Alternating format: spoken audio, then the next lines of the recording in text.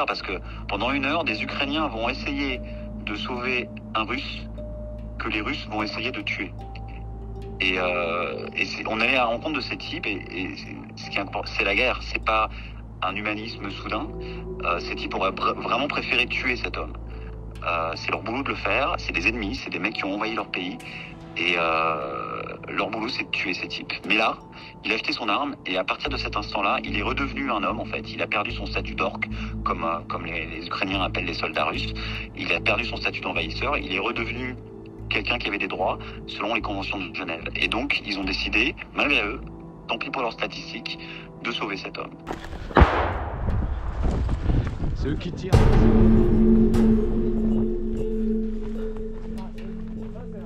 Les unités de pilotes de drones, donc c'est des petites unités disséminées un peu partout sur le front.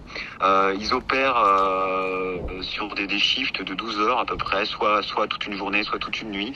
Ils opèrent sur des tranchées qui sont en première ligne, qu'on appelle la ligne 0, à 700 mètres environ approximativement des lignes russes.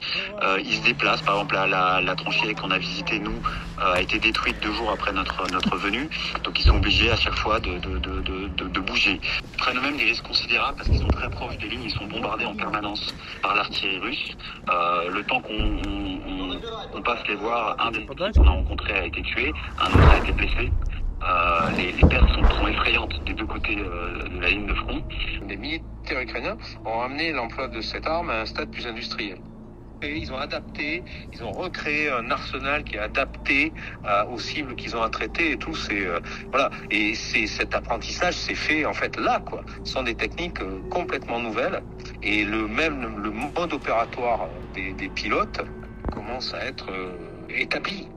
C'est-à-dire qu'ils ont des tactiques maintenant, des façons d'opérer pour être le plus efficace possible. On a rencontré des types qui nous ont dit moi je compte plus le nombre de soldats que j'ai tués, je me suis arrêté à 50. Voilà. Il m'a dit d'ailleurs on aura sans doute besoin d'un suivi psychologique après la guerre. C'est rare que des soldats tuent leurs ennemis en les voyant. C'est ce que font ces pilotes de drones du jour.